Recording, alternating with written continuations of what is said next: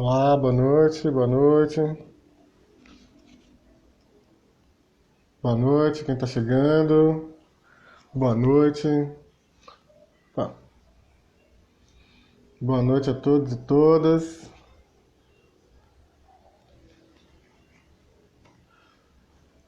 Boa noite.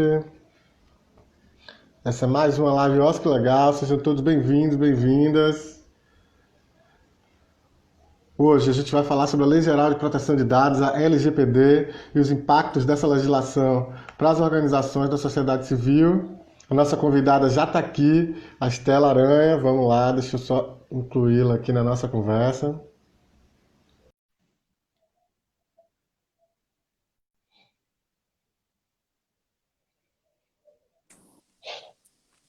Olá, boa noite, doutora Estela Boa Aranha. noite a todos e todas. Como é que vocês estão? Como você está? Muito bom recebê-la aqui. Em primeiro lugar, agradeço pelo convite para estar aqui na nossa live, tá? Disponibilizado o seu tempo. Sei que você tem uma agenda super corrida, mas agradeço por demais a sua participação aqui com a gente, tá bem? É ótimo, um prazer estar. É um tema que eu gosto muito. Enfim, LGPD tem um monte de coisa para a gente discutir e vários tipos de organização, mas eu já tive algum debate, né, sobre as organizações sociais. E acho que é muito importante, né? E vocês são um setor na sociedade muito importante que a gente tem que sempre fortalecer, né? Muita coisa depende dessa mobilização, desse setor estar bem ativo e a gente sabe que, enfim, com todos os problemas e crises, vocês também estão muito afetados. Então, o que a gente puder contribuir. Muito, muito bacana. Então, gente, essa é a live Oscar Legal, toda terça, às 18 horas. A gente está aqui com convidados é, com expertise para ajudar a gente a pensar um pouco os caminhos e a atuação das organizações da sociedade civil. E hoje a gente está com Estela Aranha, que é advogada, que vai falar com a gente sobre a Lei Geral de Proteção de Dados. Eu sou o Lucas Seara, para quem não me conhece, sou advogado, consultor, mestre em desenvolvimento e gestão social pela Escola de Administração da Universidade Federal da Bahia e coordenador do Oscar Legal Instituto. Queria cumprimentar todo mundo que está chegando aí, todos e todas, sejam muito bem-vindos pela audiência, pelo interesse aqui, por acompanhar nosso trabalho. E hoje, como disse, a gente vai falar sobre a Lei Geral de Proteção de Dados.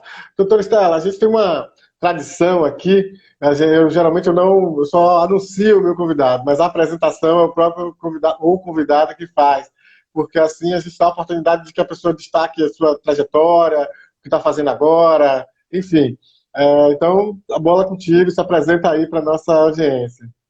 Bom, eu sou advogada, né? Trabalho há pelo menos 20 anos aí na advocacia e já trabalhei no setor público, trabalhei no setor privado, em grande empresa e depois, enfim, fui advogar no direito digital e parei na proteção de dados, que eu me apaixonei, é um tema absolutamente apaixonante, até porque hoje a gente não tem, assim, uma coisa muito importante, né? Porque as pessoas olham às vezes LGPD e acham, isso aqui é mais uma obrigação que eu tenho que cumprir, etc.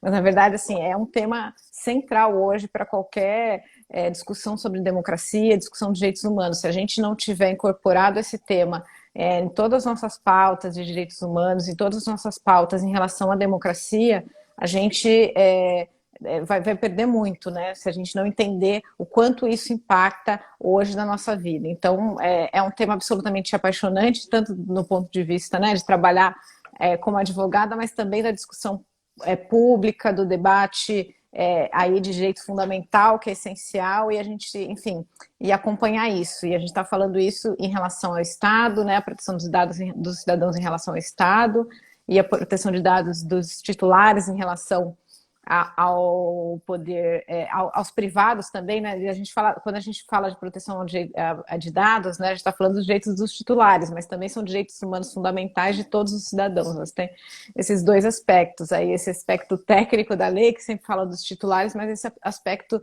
aí de direito fundamental, que hoje é protegido pela Constituição, né? Nós temos tanto de forma explícita, né, o direito à privacidade, mas também de forma implícita a proteção de dados em si, que foi reconhecida, inclusive, em sede de até de uma decisão liminar do STF, mas é muito, assim, é um tema absolutamente importante para todos nós, cidadãos, e Entidades. Muito legal. Então, faz um resumo para a gente. A gente, na nossa conversa aí preparatória para essa atividade, porque que nosso público tem, a gente tem advogados, até grandes advogados do setor estão aqui assistindo, contadores, assistentes sociais, mas muita gente que é dirigente de organização, dirigente técnico de organizações, e que muitas vezes tem pouca familiaridade com essa linguagem jurídica. A LGPD, além da peculiaridade da linguagem jurídica, ela também dialoga com essa linguagem da tecnologia, dos dados, essa outra linguagem tecnológica, digamos assim. Então, é um tema denso, né? Até a gente da área jurídica, para ler a lei, ela custa, você para entender todos os conceitos, ela é bem densa. Então, explica para a gente, em linhas gerais, assim, de forma muito tranquila, o que é a LGPD, para que essas pessoas possam entender. Então vamos começar do conceito, que se a gente entender o principal e o conceito, a gente não vai errar. Pode até errar no detalhe aí de um procedimento, mas a gente não vai errar do objetivo da lei, né? O que é a Lei Geral de Proteção de Dados Pessoais, o que ela existe, né? Primeiro, só para fazer uma distinção, né, a gente tem todo mundo conhece o direito à privacidade, que é um direito, enfim, clássico, né? E normalmente ele surgiu da não intervenção do Estado nos nossos direitos na nossa vida pessoal, na nossa vida íntima. Então, ele é muito refletido quando você fala do sigilo das comunicações, sigilo da correspondência, a inviolabilidade do celular, tem um monte de questões aí que você enxerga muito bem no direito da privacidade. E o direito à proteção de dados, que a LGPD está aí para proteger, na verdade, ela surge como um direito autônomo a partir do momento em que há o desenvolvimento tecnológico, computacional, que se percebe que a partir do momento que começam a se processar dados e você começa a cruzar dados, medidas massivas, você consegue fazer o que a gente chama de inferências sobre os indivíduos, consegue criar dossiês sobre indivíduos, perfis sobre a vida toda dos indivíduos. Quanto mais dados a gente tem, mais a gente consegue isso. Isso também começa a você ter uma visão né, do indivíduo tão completa que isso interfere no seu direito à privacidade, né? Porque você acaba sabendo tudo que a pessoa faz. Se você hoje olhar a quantidade dos bilhões de dados que são coletados, tanto por redes sociais, como, enfim, por diversas maneiras que são coletados na web, inclusive também cadastros do Estado, etc. Então, você tem são esses dados que têm que ser protegidos. A gente está falando disso. É claro que quando a lei surge, ela surge no sentido de que você não vai impedir o uso disso, porque usar os dados é importante para o desenvolvimento da tecnologia, da medicina. A gente vê um monte de avanço, né, no uso de dados pessoais em outras áreas aí do conhecimento humano. A gente não é uma visão ludista de querer, não, vamos acabar, isso está tudo errado. Mas como que a gente consegue fazer esse desenvolvimento, mas que isso não interfira na esfera da autonomia privada, né? E aí surgiu, então, essa lei. O que a lei surge para isso, na verdade? Ela vai criar uma série de procedimentos, e por isso que a gente diz que a lei é bem procedimental, de como usar esses dados de modo que ele não faça essa interferência na vida privada, que não viole esse direito, que você tenha autonomia de decidir quem pode ou quem não pode usar os dados, e caso não seja uma questão de consentimento, que a lei, né, coloca, você tem que ter uma base legal, uma lei que permita você usar os dados, e mesmo assim você tem um limite de uso, como você usar esse dado. Então, o que a gente tem muito é o seguinte, né, quando a lei entrou em vigor, ela, né, na verdade, antes tô falando lei entrou em vigor, não, quando a gente tem essa legislação surge na Europa, então a gente tem essa primeira decisão, né, do Tribunal Constitucional Alemão, que garante esse princípio aí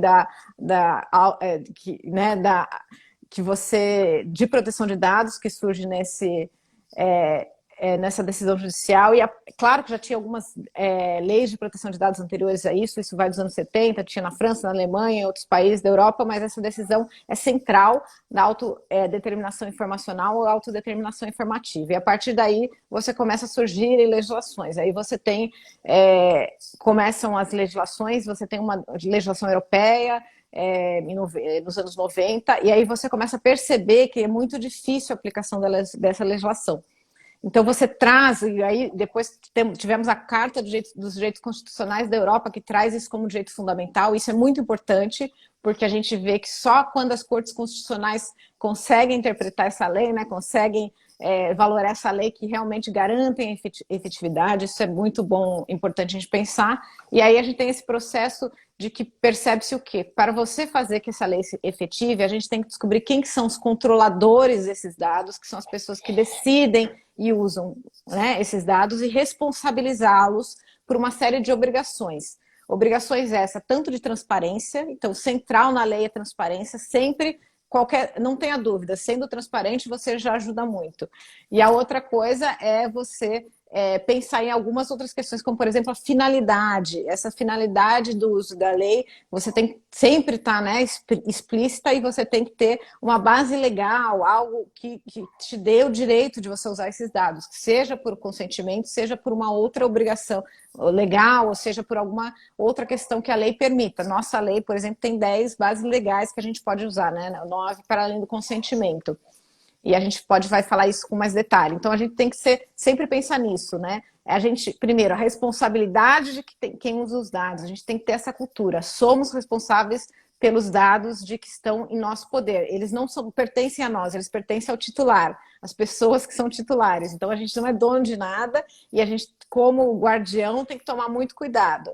E, enfim, para tomar esse cuidado, a lei prevê medidas técnicas e organizacionais, que eles chamam. Mas, na verdade, são medidas tanto de segurança de informação, que envolve, né, um pouco de TI, mas também de processos de trabalho, né, que a gente fala que a coisa mais simples, por exemplo, que eu posso dizer é do tipo, você tem uma senha forte, você trocar senha, você não deixa a senha... São todos processos de trabalho, forma como você vai trabalhar isso, para que esses dados sejam protegidos, e enfim, e aí como que você vai tratar esses dados, aí tem muita coisa para falar. E sempre pensando, tem que ter uma base legal, quer dizer, a lei tem que me permitir de alguma forma usar a lei, seja por consentimento, seja por outra base legal. E a outra questão, sempre, finalidade. Sempre que você colhe um dado é para uma finalidade específica. E em geral, você não pode usar para outra finalidade. Então, isso você sempre tem em mente. Se eu colhi o dado para uma finalidade, eu não posso. Até existe a modo de você usar isso com legítimo interesse, é uma das bases legais que de repente te autorize você a usar para outra finalidade, mas tem uma série de procedimentos também para você fazer isso, mas via de regra, sempre muita atenção na finalidade e transparência. Isso é muito importante. Sempre ser transparente em que dados você usa, como que você usa. Então, essas são as questões centrais aí da legislação de proteção de dados. É claro que a lei é extensíssima, tem um monte de coisa que a gente vai falar, alguns detalhes, mas a gente tem que sempre ter atenção.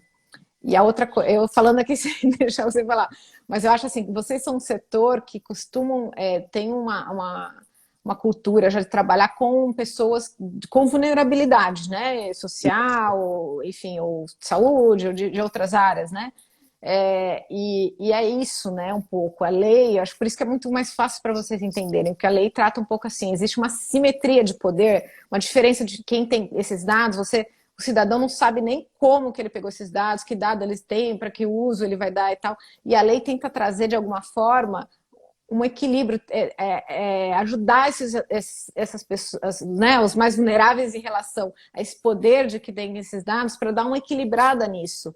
Por isso que você tem que ter uma autoridade para fiscalizar, você dá alguns direitos de você ingressar na justiça, de responsabilizar essas pessoas e cobra esse accountability, né, essa responsabilização dessas pessoas, justamente para tentar dar uma equilibrada e você poder ter seu direito garantido.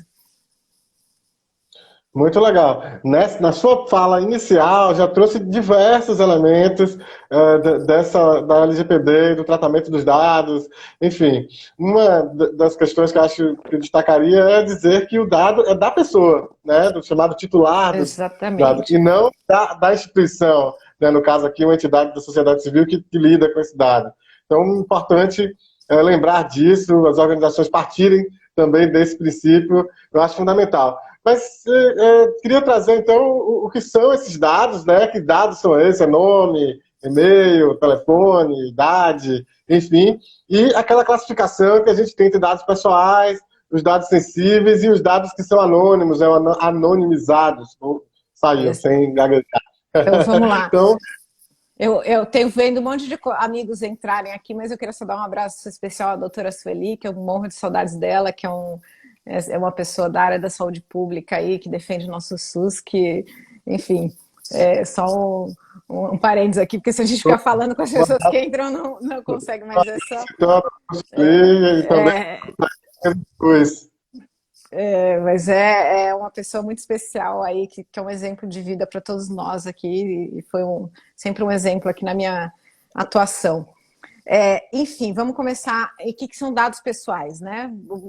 Na verdade, os dados pessoais são todos aquilo que podem identificar uma pessoa, né? Então, não são aqueles dados que identificam, que são os mais óbvios, você sabe, você tem o nome, o telefone e tal, mas dados que você eventualmente possa identificar. Inclusive, se você juntar vários dados, só que você identifica.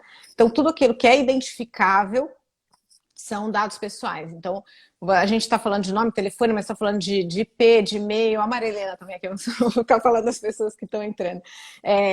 Você tem um monte de dados que você pode identificar, inclusive às vezes você tem imagem da pessoa, enfim, você tem dados que às vezes você parece que não são dados pessoais, mas no fim são, porque você consegue identificar a pessoa e individualizar ela de alguma forma, né? Então, estou dando um exemplo assim mais simples, mas se você está estou numa sala com você, se eu falo o teu nome, tudo bem, vamos identificar você, mas às vezes eu falo, a pessoa que está de óculos e de fone de ouvido, então é uma pessoa identificável, porque só tem você de óculos e fone de ouvido na sala, então meio que isso, assim, tudo que for identificável naquele ambiente de dados, naquele banco de dados, também é um dado pessoal, por isso tem que ter cuidado de tudo que diz respeito à pessoa, né? De repente você fala, não, eu anonimizei, eu tirei aquilo que é dado pessoal, mas assim, tem alguma característica lá que só aquela pessoa tem, então ela é identificável, é fácil identificá-la, então isso é um dado pessoal, então a gente tem que pensar tudo que identifica ou leva a identificar uma pessoa.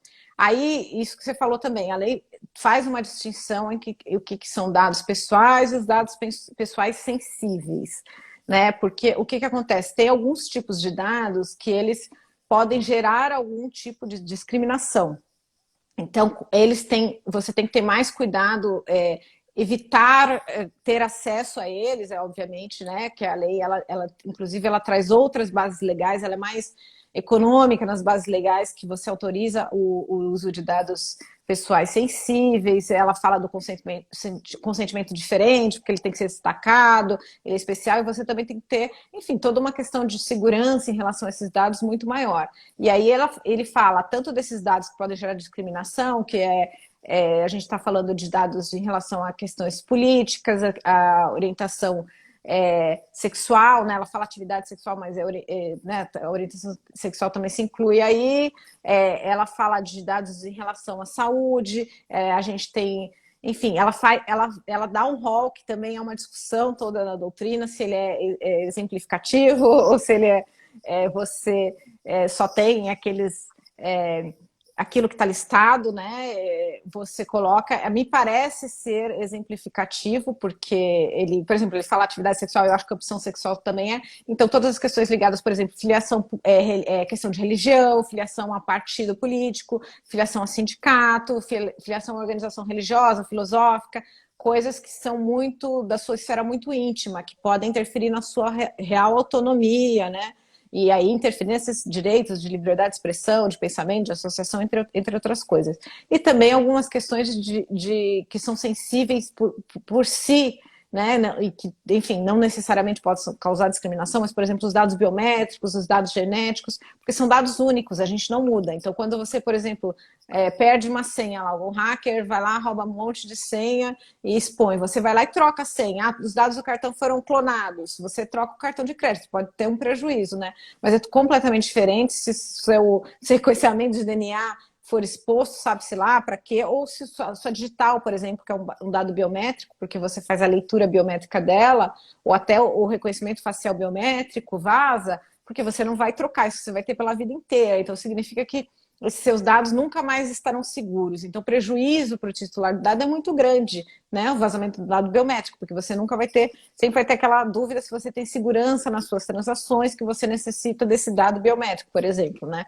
Você não repõe uma falta em relação a isso. Então, ele também prevê como dados sensíveis esses dados de DNA, esses dados biométricos e todos aqueles outros que a gente falou que levam a algum tipo de discriminação. E por isso tem que ter um tratamento diferenciado. A lei prevê uma forma mais rigorosa aí de você tratar. Desculpa, eu esqueci a última questão que você falou. Os dados anonimizados. Anonimizados. Não basta, então, só tirar o nome. É preciso ter um cuidado maior, porque outras características podem identificar a pessoa. Então, o que a lei fala? Quando você anonimiza dado, a lei não incide mais, porque o dado é anônimo. Com uma exceção, na verdade, a lei diz que se você usar, mesmo que você use os dados anonimizados para a formação de perfis, né, porque aí você coloca uma correlação de dados para aferir determinada característica na formação de um perfil, como a lei ela tem, né, esse caráter, né, cuidando da finalidade desse uso desses dados, a lei diz que mesmo anonimizados esses dados a lei incide, porque ela tem muito cuidado com esta questão aí da consequência disso para a vida das pessoas, né? E quando você anonimiza, mas você faz essa perfilização, afere dados em relação à pessoa, aí dá acesso ou não a um monte de coisas que você pode usar esse tipo de ferramenta, como crédito, acesso a direitos, acesso a um monte de coisa, né? Acesso a emprego, etc. Então ela tem uma consequência aí muito importante na vida das pessoas. Então, aí mesmo anonimizados, os dados a lei interfere. Tirando essa questão, quando você anonimiza os dados, a lei não incide. Acontece que não é simples anonimizar, né? É um processo mais difícil. Eu não sou absolutamente técnica em TI, mas dizem que normalmente é muito difícil primeiro que tem que ser um processo irreversível. Se você puder reverter esse processo com os meios, né, que você dispõe, você não é um dado anônimo. E o que dizem é que é muito difícil você realmente fazer uma anonimização desses dados de forma que eles sejam úteis, porque você tem que tirar muita coisa deles para eles realmente estarem anônimos. Então, não é tão simples você simplesmente tirar um nome, botar um símbolo no lugar do nome. Se você mantiver todas as outras características, ele não é anônimo, que você consegue chegar à mesma pessoa. E mais, se ele tiver em outro banco de dados, você cruza os dois bancos de dados aí na sua organização e você chega à pessoa de qualquer jeito. Então, anonimizar de verdade. Tipo, você usa estatisticamente o dado, então você nunca mais vai identificar que aquela pessoa era daquele dado. Então, tem que tomar muito cuidado, que não é um conceito mais, né, mais tranquilo, assim, leigo de anonimizar. É um conceito mais técnico, né, que tem a ver aí com uma questão mais técnica que você não pode reverter, que você nunca vai poder chegar de novo a quem é o titular do dado, etc. E o pessoal dessa área de informação, de dados e tal, diz que é tanta coisa que você tem que tirar que ele quase não fica muito utilizável. Então tem que tomar muito cuidado com o que a gente chama de anonimização. É claro que vai regulamentar, provavelmente a gente tem a Autoridade Nacional de Proteção de Dados que provavelmente deve regulamentar algumas coisas nesse sentido, mas eu assim, não acredito também, porque você ficar regulamentando tecnologia e técnicas também é difícil, porque são tão rápidas as mudanças, né? Torna-se obsoleto muito, né? A lei é muito principiológica, que é uma qualidade, porque você vai ter uma lei vigente muito tempo, sem precisar ficar atualizando toda hora, mas também quando ela entra em vigor e a gente ainda não tem toda essa regulamentação, deixa a gente um pouco perdido, porque tem coisa que a gente não sabe muito como fazer, o que fazer, como é que vai ser interpretada. Aí nós, né, os profissionais de produção de dados, a gente normalmente se espelha no que tem a Europa, que tem uma tradição, uma cultura de proteção de dados, e tem a lei há mais tempo, e tem um monte de interpretações, né, dessa legislação, seja anterior até da GDPR, né, que você, desde a diretiva, você tem órgãos técnicos, você tem autoridades que fazem interpretação. Agora, quando chega aqui no Brasil, a gente está vendo também os órgãos que estão interpretando tudo diferente. Então você acha, não, a interpretação assim, porque tem que tem 20 anos a Europa está interpretando assim, aí você chega aqui e você vê o que está acontecendo, quem está regulamentando está fazendo tudo diferente. Então a gente não sabe que surpresa vai ter. Então, enfim, é difícil, mas enfim, é um processo, né? As dores do parto e do crescimento. Né, a consolidação, né, desses entendimentos leva um tempo. A gente tem vivido isso, embora com um pouco mais de tempo, com o MIROS, com o Marco Regulatório das Organizações, né, também, uma lei nova, estruturante das parcerias, e até hoje a gente está ainda construindo jurisprudência, entendimento, então consolidando, sedimentando esses entendimentos, e com a LGPD, dada a complexidade do tema, acredito, né, e é o que você tem trazido aqui, de que essa complexidade é ainda maior e esses conceitos ainda estão aí por construir, mas tem um modelo europeu, afinal, o que se tem é que essa lei brasileira ela é inspirada muito no modelo europeu do tratamento de dados, né? Exatamente. É aí que a gente se inspira, bebe na fonte. É claro que não tem que fazer uma simples tropicalização, né? Trazer para cá e aplicar a lei aqui. A gente tem um monte de coisas diferentes. Uma coisa que é importante nessa lei, né, que a gente sempre discute na produção de dados, é que ela tem que ser vista dentro desse seu contexto, por exemplo, né? E esse contexto é contexto cultural, contexto econômico, contexto de maturidade, né, na nossa área. Então, a gente, é claro, tem que sopesar tudo isso. Entender que a gente não vai pegar um monte de né? Que às vezes eu brinco, né, com os colegas que eles pegam uma decisão judicial do Tribunal do Interior da Holanda e acham que aplica. Não, peraí, às vezes nem a lei prevê exatamente a mesma coisa. Não é bem assim, mas assim, as questões fundamentais, os conceitos, de onde vieram, a gente sabe, né? Então, mas é uma lei absolutamente estranha ao nosso ordenamento jurídico, né? E aí a gente tem toda uma discussão que tem a ver com vocês, por exemplo, que é a compatibilização da lei, que a gente tem uma tradição muito mais hoje de transparência, por exemplo, né? Vocês têm a questão muito de necessidade de transparência, né? Até porque tem organizações que usam recursos públicos, mesmo algumas que não usam recursos públicos, contratualmente está obrigado a ter questões de transparência. E como que a gente compatibiliza, por exemplo, né, a transparência de modo geral, o acesso à informação de modo geral, que é muito bom da nossa cultura, que veio na Constituição, né, porque a gente vinha, né, da ditadura, tudo fechado, então vamos, né, ter acesso público, transparência, vamos abrir, mas aí chega uma cultura absolutamente, né, que não tem conexão com isso, que é da proteção de dados e que também é muito importante, que é um direito fundamental e cada dia mais fundamental aí nesse mundo, e como é que a gente compatibiliza isso, né? Então é um caminho para se fazer, né? A gente tem um monte de questões aí para se discutir e que tem que ser regulamentada e que, assim, não tem nenhuma lei que é absoluta, né? Nenhum do lado nem do outro. Então a gente tem que sopesar esses direitos, esses valores e ver como trabalha isso, né? É claro que é muito importante você ter a transparência e esses princípios de transparência, mas eventualmente tem algumas questões de dados pessoais que podem, enfim, que são complexos para você expor, né? Então, aqui a Morgana Belazzi, que é daqui do Tribunal de Contas do Estado da Bahia, professora da UFBA também, uma querida, também parceira, ela está aqui dizendo que no Tribunal de Contas do Estado da Bahia estamos aguardando como a autoridade nacional vai regulamentar. Né? Então, também, no espero que a autoridade nacional vai trazer de regulamentação. Especialmente a lista daqueles gestores com contas reprovadas. Hoje essas contas, essa lista, enfim, está publicada em formato aberto.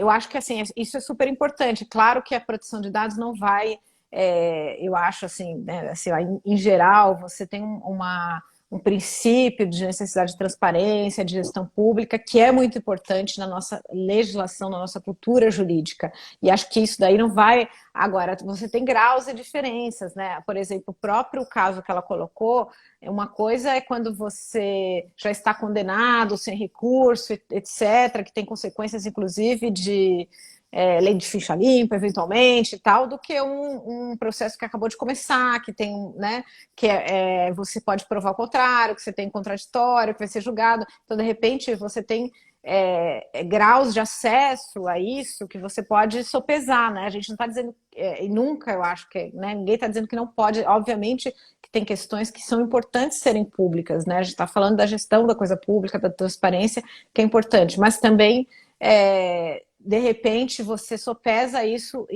por exemplo, onde você pode expor, onde você não pode expor, em que casos, né? A gente vê nossa justiça, a justiça nossa é toda aberta, nenhum lugar do mundo é tão aberto, tão transparente, e é muito bom que a gente tenha acesso aos dados, mas de repente, hoje mesmo tinha uma discussão toda de um caso jurídico famoso, né, que teve até envolvendo violência sexual, e que as pessoas ficaram mandando nos grupos uma sentença que tinha nome completo, qualificação completa, do acusado, da vítima, etc. Nesse caso ainda era segredo de justiça, nem podia estar circulando, mas tem outros casos que não são segredo de justiça, etc., e que ficam circulando porque você tem livre acesso.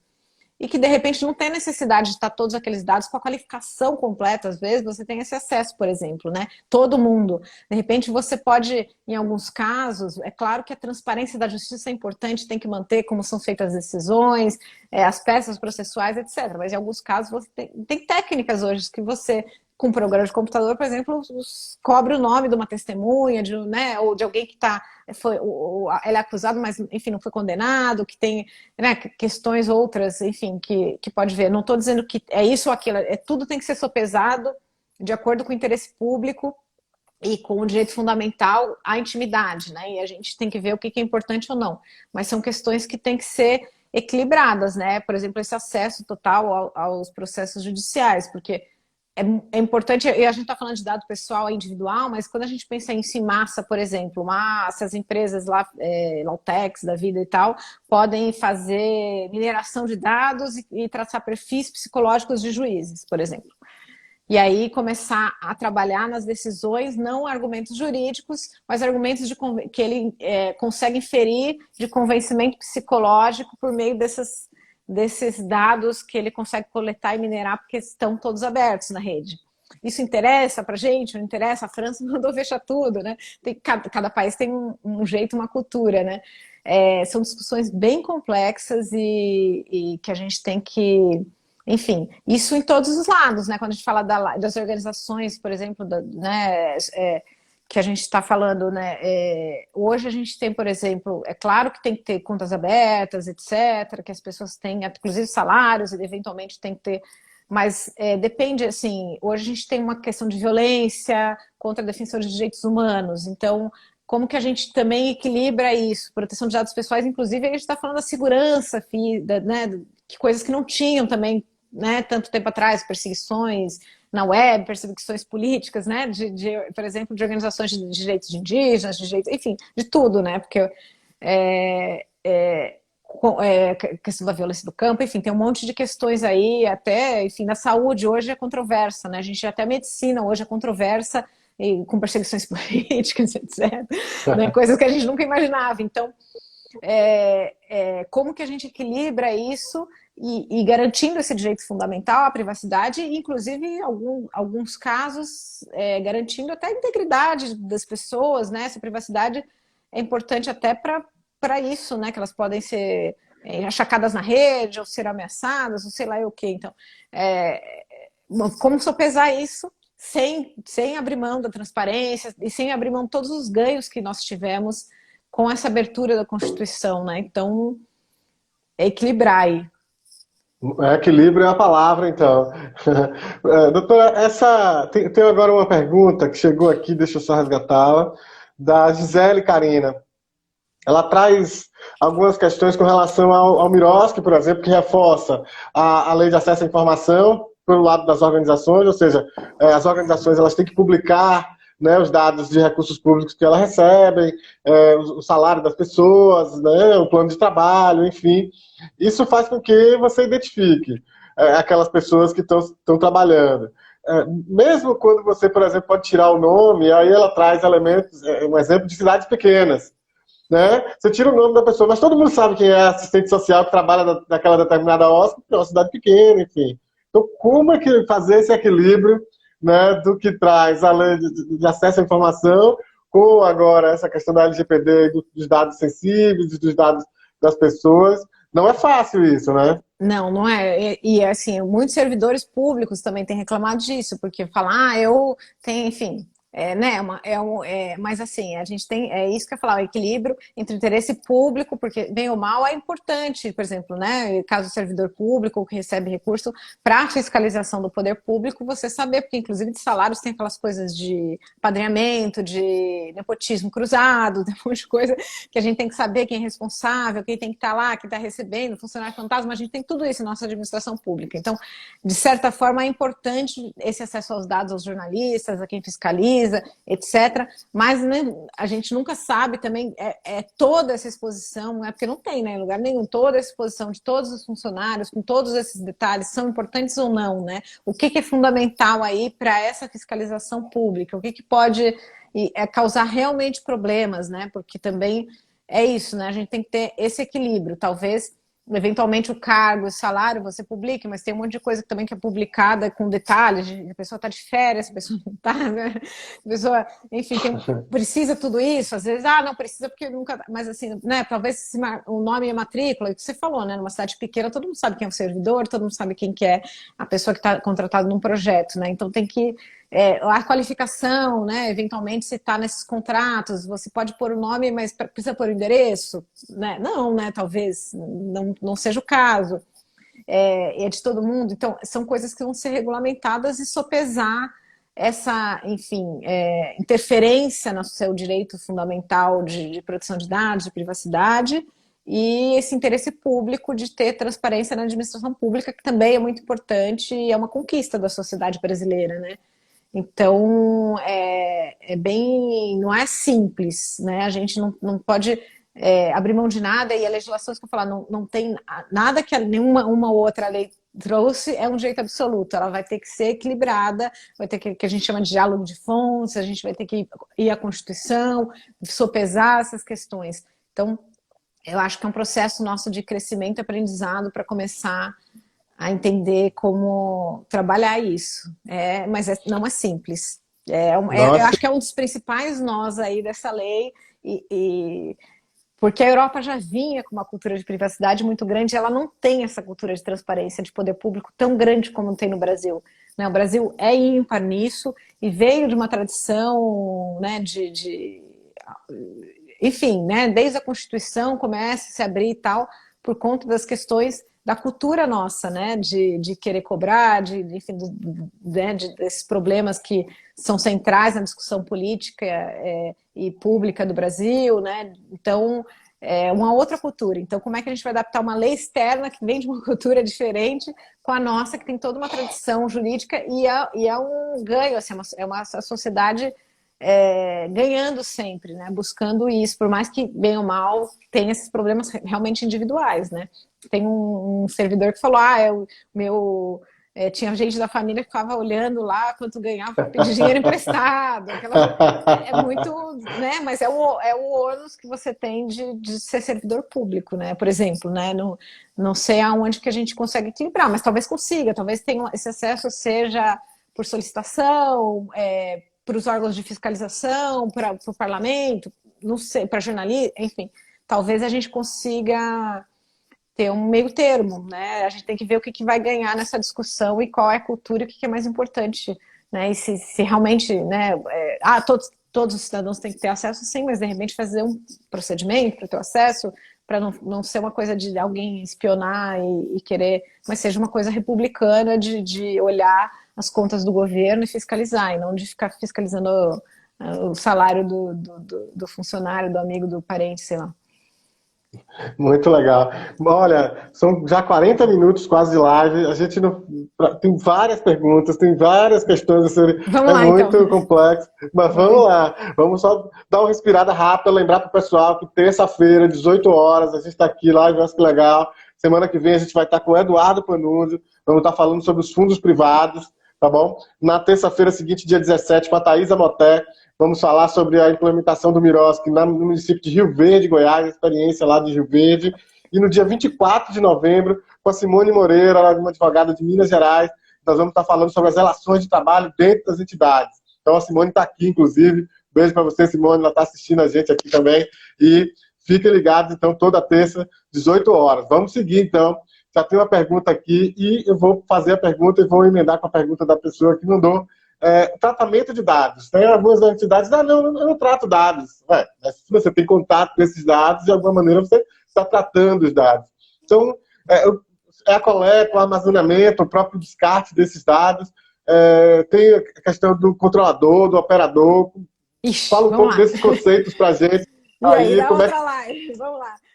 Exatamente, como é que as entidades estão aí nesse contexto, o que é que elas são, quem sou eu, onde estou, né? Vou começar só rapidamente dando um abraço para a Laís, que me trouxe de volta para esse mundo maravilhoso das organizações sociais, que eu já tive muito contato lá atrás, mas agora na LGPD, ela que, Laís, querida, ela que me trouxe de volta e trouxe muitas coisas interessantes desse debate. E, enfim, é isso. Tratamento de dados é tudo. Tudo que você faz em relação aos dados, né? Até na lei, na Europa, fala de processamento, mas é isso. Você manter os seus dados no seu banco de dados é tratamento de dados. Inclusive, a gente fala de dados físicos, tá? Não é só online. Então, você ter livros e registros, etc., que tenham dados pessoais, você está tratando dados pessoais porque eles estão sob sua guarda, você está decidindo sobre eles de alguma forma, ou você está operacionalizando o que alguém decidiu para fazer sobre eles. Então, dados pessoais é tudo que se faz com os dados. É você coletar esses dados, você usar para alguma coisa, você manter no seu banco de dados, você, enfim, usar para qualquer coisa, são dados, tratamento de dados. Então, tratamento de dados é você ter o dado, você está tratando, a lei pega tudo.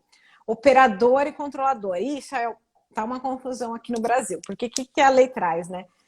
Esse conceito é central para a lei, na verdade, quando a GDPR é criado, até antes, né, quando você começa, até tem uma discussão, enfim, que eu estou fazendo um texto disso, só sobre isso. Então, tenho bastante... você tem toda uma discussão sobre a real implementação da lei na Europa e os problemas, e, na verdade, você tem uma mudança, que eles chamam, quando você traz a questão da accountability, que é, na verdade, a questão de responsabilização e de transparência, de você ter alguma pessoa com qual você responsabilize para fazer todo o processo de cumprimento da lei. Então, a partir do momento que você responsabiliza uma pessoa, a pessoa que usa dados, e você dá uma série de obrigações para ela, que é o controlador de modo geral, e você vai cobrar dela e você vai pedir para ela não só fazer todos esses procedimentos, como mostrar que fez esses procedimentos. Então, essa accountability você sabe muito bem, porque é um conceito que vem da administração pública de muito tempo e vem também para a área de vocês, que vocês têm muita questão do accountability, né? De você ser responsável por fazer todos esses processos, estar compliance com esses processos e mostrar que foi feito, né? Ter a transparência disso. E ele é trazido, como a gente vê na lei anticorrupção também, que trouxe um pouco desse conceito de responsabilização, você traz também, na Europa, ele trouxe isso. Então, ele traz isso, então o controlador é aquele que tem poder de decisão sobre os dados. E o operador já é um conceito secundário que, na verdade, é aqueles que não precisam ter tanta responsabilidade, porque ele, na verdade, é contratado, né, pelo controlador para você fazer algum serviço de tratamento de dados pontuais, mas ele não é quem está tomando conta dos dados, ele não decide sobre os dados. Você simplesmente diz a ele o que fazer com os dados e ele processa os dados. A obrigação do operador é muito menor, porque ela, na verdade, é de cuidar com os dados exatamente do jeito que o controlador mandou, então ela tem que seguir as regras de tratamento de dados do controlador e tem que tomar as precauções de segurança de informação e de processos, né, para que esses dados não vazem, para que não tenha nenhum problema de vazamento, que não se extraviem, etc. E, enfim, não saindo da instrução do controlador e garantindo lá minimamente a segurança desses dados, essa é a obrigação do operador, que é muito menor do que o controlador. E a nossa legislação diz que o operador é aquele quem decide, né, sobre os dados. Então, você tem poder de decisão ou por uma situação legal, porque a lei diz, eventualmente, que a lei, regulamento, etc. E a gente vai ter muito isso setorialmente, né?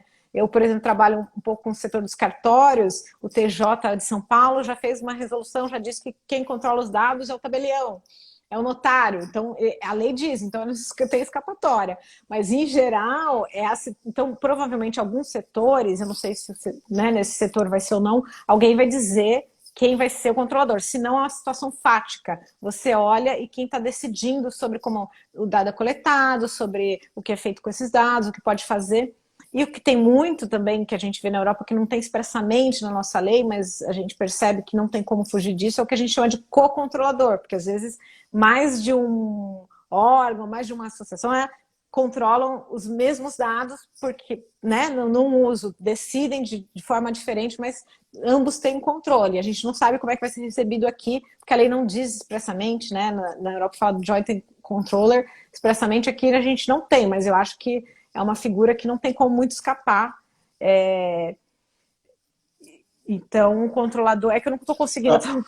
Não, o controlador é sempre a pessoa. É outra pergunta que é muito importante. Não é a diretoria, o controlador nunca é uma pessoa física. Né? Quer dizer, a não ser...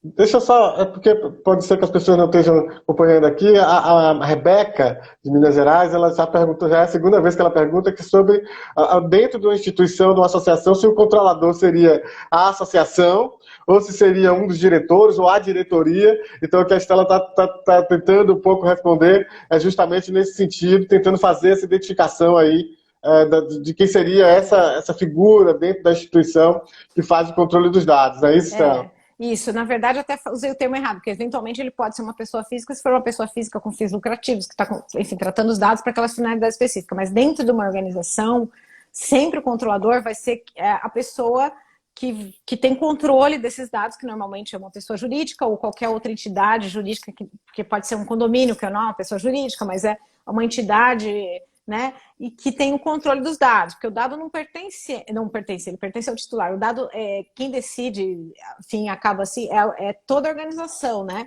Não é um diretor específico, não é um chefe específico, não, é a organização. Então, nem o operador, pela lei, nem o operador e nem o controlador são as pessoas que trabalham naquele lugar. Sempre é a entidade que é.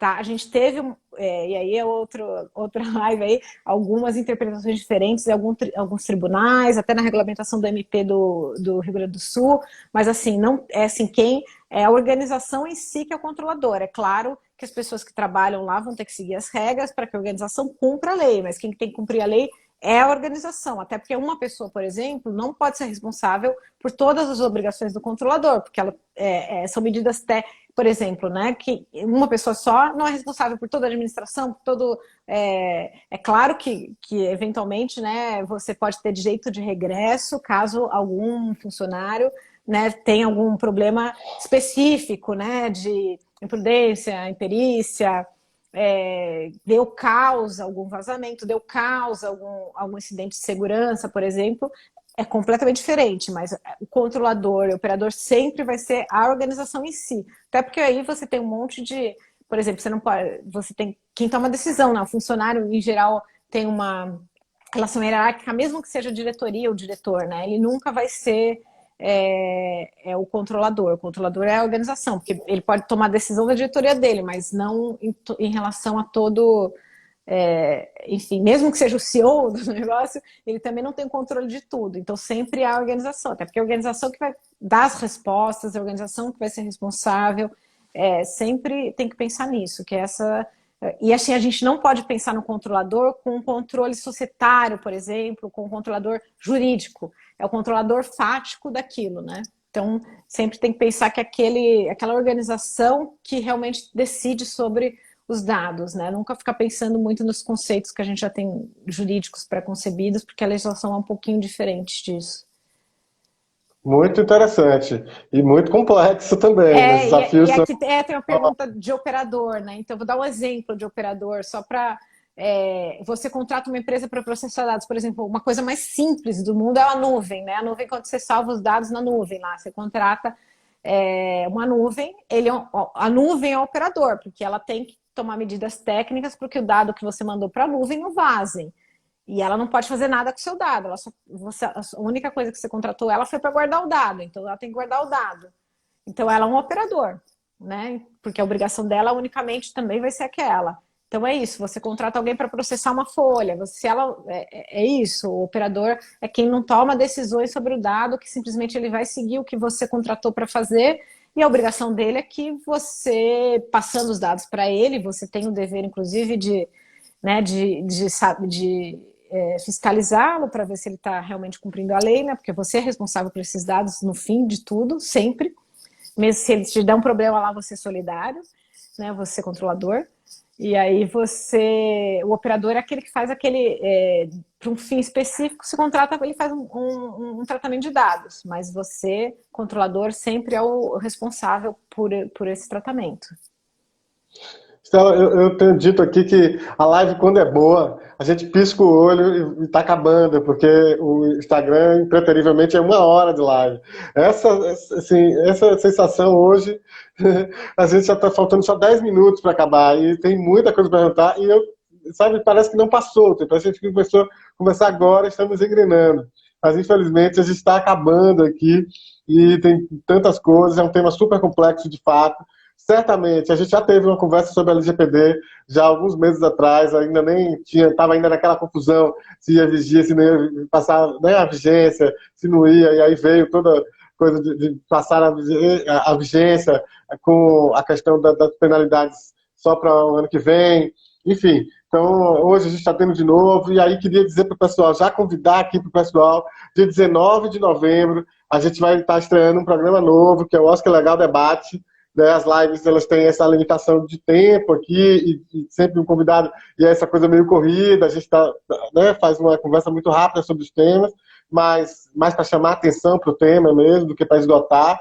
E no debate a gente vai trazer dois convidados, né? Vamos estar eu e a Bianca Monteiro, né, querida colega aqui do Oscar Legal Instituto, e vamos estar falando sobre a LGPD novamente, com dois convidados, né, e estamos ainda, vamos confirmar tudo direitinho em breve, os cards e tudo mais, mas essa conversa já serviu para mostrar que é complexa. Certamente teremos outras lives também sobre a LGPD, porque de fato é muito complexo. As entidades, especialmente as entidades menores, com pouca capacidade, digamos, técnica, administrativa, né, burocrática, elas vão ter mais dificuldades de se adaptar, né?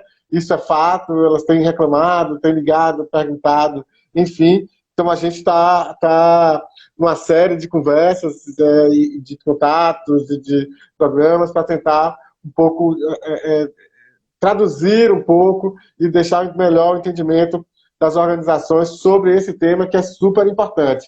Então, 18h52, a gente, de fato, é muito rápido. Eu queria, então, trazer a pergunta sobre o consentimento, né? A questão do consentimento do titular dos dados. Como é que ele faz para consentir? E aproveito para falar sobre as bases legais. Você tem o consentimento, né? Quando ele dá o consentimento, a pessoa pode fazer o tratamento dos dados, utilização, enfim. E você tem também algumas bases legais em que a instituição ela pode estar embasada para fazer esse tratamento. Então, fala um pouco para a gente aí, mas, de fato, a gente está bem com pouco tempo e mais Vamos tentar, sucintamente. que mais sucintamente, então eu vou até inverter, né? Quando a gente sabe do consentimento, a lei, ela diz que ele tem que ser destacado, ele tem que ser específico, então o que a gente chama até de granularização do consentimento, que ele pode ser, você pode dar opções de consentimento, e a gente está falando muito aí de, né?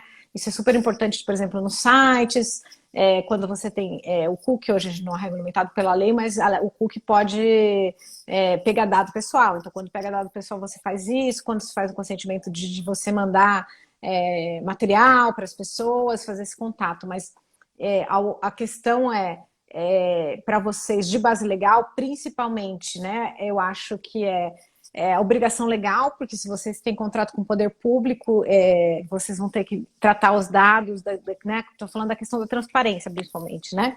Então, geralmente, você vai tratar o dado com essa obrigação de publicar esses dados, etc., por obrigação legal. Então, quando é nesse caso de você ter que, por exemplo, publicar esses nomes, essas coisas, e né, você tem a obrigação de quem financia, que é o poder público, aí não trata de consentimento. No caso e outras coisas, né? Porque às vezes você tem que publicar o nome dos assistidos, por exemplo, etc., mas por obrigação legal. No caso da relação contratual, você tem que pegar, porque na verdade, quando você fala de obrigação contratual, tem que ser entre as partes. Quem é parte do contrato obriga-se contratualmente, e aí diz, você não pode usar a base legal obrigação contratual para quem é externo do contrato. Então, se você faz contrato com uma organização privada e repassa o recurso, essa obrigação contratual não cobre você utilizar esses dados pessoais das pessoas assistidas, né? Então, aí é necessário, sim, o consentimento, que eu acho que talvez seja, mas aí tem que ver cada caso a caso, né? Porque, por exemplo, às vezes você tem a base legal em relação à saúde, que você, se for uma questão, a organização realmente estrita de saúde, você pode utilizar. E aí você tem que olhar cada caso. Tem várias bases legais, tem legítimo interesse, que em geral a gente usa para marketing direto, né, que é uma das mais famosas, mas você pode usar para outras questões. Mas aí você tem uma série de procedimentos que você tem que fazer, você tem que ter um teste de balanceamento, né, entre os direitos dos titulares e o legítimo interesse do controlador. Então é um processo mais complexo, enfim. Aí eu acho que assim, é uma análise caso a caso, não dá para falar muito geral. E aí a minha sugestão, tem um monte de live que dá para fazer, ou por setor da saúde, porque aí é outra coisa, né? Saúde já é outra, ou questões assim, RH, isso e aquilo, também dá para fazer uma live de cada assunto. Então tem milhões aí de assuntos para fazer. Mas, em geral, acho que para as organizações sociais em geral, são essas bases legais. Tem que lembrar que para o uso de dados sensíveis, por exemplo, legítimo interesse não é uma base que você possa usar e nem é uma obrigação contratual. Então, e o consentimento no legítimo interesse, a lei especifica melhor que ele tem que ser destacado e tal, então você tem que ficar muito atento para isso. Dados de criança e adolescente também tem tratamento especial, você tem que idosos também, você tem um monte de outras questões que você tem que ficar muito atento, né? Claro que você tem que fazer essa leitura da lei de acordo com o ECA e de acordo com o Estatuto do Idoso, a questão de acessibilidade também, se você trabalha com a questão de inclusão, né, da Lei Brasileira de Inclusão, que você tem que estar de olho, né, se você tem a questão de acessibilidade tecnológica, eventualmente tem que ser levado em conta nesses projetos de adequação, em especial se você, com todo mundo, né, porque acessibilidade é um direito de todos, né, e a gente deve ter, mas se você trabalha ainda mais com esse público, você não pode esquecer nunca da necessidade dessa acessibilidade nesse seu projeto de implementação da LGPD, né, questão do consentimento, essas coisas, você tem que estar muito claro aí como você trabalhar essa acessibilidade, né? E isso que a gente falou, na criança tem que ter esse consentimento expresso, destacado também explícito, dos pais, né, dos genitores, então é super importante ter atenção também com isso, que dados de criança e adolescente tem um tratamento mais... em geral, a lei traz a questão né, a mais atenção a quem é mais vulnerável, né? E sempre tem que se abendo, lembrar que tratamento de criança e adolescente, a lei sempre diz que tem que ser, né, em favor, pelo bem, em favor da criança e do adolescente. Então, enfim, isso é muito importante, né? Tem que ser um benefício da criança e do adolescente. Então, isso é uma base para a gente, o tratamento de dados. É claro que, normalmente, se é um assistido, por exemplo, de algum programa, etc., você sempre vai fazer em benefício da criança e do adolescente, mas tem umas regrinhas aí também que a lei pede para a gente seguir. Então, Muito bacana. É que a muita gente coisa. está com tempo, de fato, é muita informação, tema super denso, e a gente com o tempo já por estourar. Mas é isso, eu queria só, então, gente, trazer uma novidade para vocês. A gente acabou de publicar em nossas redes um texto novo sobre a possibilidade das assembleias virtuais nas organizações, nas associações. A gente está com essa é uma questão que desde o começo da pandemia aparece todos os dias, gente consultando como é que tem acontecido. Há uma regulamentação federal sobre a possibilidade das assembleias virtuais, assembleias eletrônicas, os cartórios, mas não tem uma regulamentação tão clara com relação aos procedimentos, então cada cartório exige de uma forma. Então, para um pouco iluminar um pouco nesses caminhos da realização das assembleias virtuais, a gente lançou um texto hoje. Eu acabei de colocar o link aqui no chat, estou colocando de novo, tá certo? E queria agradecer demais a presença da doutora Estela Aranha aqui, foi muito bacana. É uma pena que o tempo é curto, mas de fato esclareceu muitas questões do cotidiano das organizações. Também a gente pôde confrontar com as questões da LGPD, a participação aí, as perguntas do público também. Queria agradecer a todos e todas que estiveram aqui. Doutora Estela, suas despedidas aí para o nosso pessoal, então. Eu quero agradecer a oportunidade, como eu disse, é um maior prazer, eu tenho, enfim, sempre estou à disposição para colaborar com o setor, super entusiasta, né, do trabalho de vocês e estou sempre aqui à disposição e agradeço a todos e todas, espero que a gente possa se encontrar mais para falar mais desses detalhes, mas é muito complexa, né, a lei a gente já falou, é densa, árida, mas assim, pegando o fundamental, eu acho que a gente anda para frente, depois a gente ajusta os procedimentos. Se a gente tiver em mente o objetivo da lei, que é a proteção desse direito fundamental, e ter essas regras aí sempre na sua cabeça básicas, né, que a gente estava falando no início. Aí, disso aí a gente vai se ajustando o resto. Muito obrigado, então, Estela. Um grande abraço para você. Obrigadíssimo por disponibilizar seu tempo para essa conversa comigo. E mais do que uma conversa comigo, para disponibilizar a sua expertise aqui para o nosso público. Foi muito bacana.